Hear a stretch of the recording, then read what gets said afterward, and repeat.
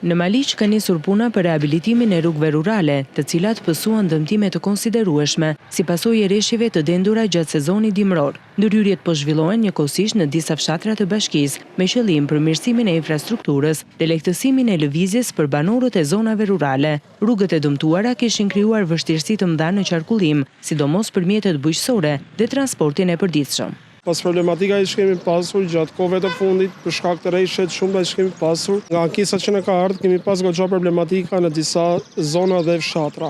Bashkia Malisë bashkë me sektorin e rrugëve, bashkë me mjetet që kemi dispozicion, kemi bërë të mundur që në disa fshatra që janë vërtet shumë kish të nisim me çakllimin e rrugëve. Në fshatrat Podgorie kemi nisur në Kakaç, kemi nisur gjithashtu dhe në pjesën e Zvirinës.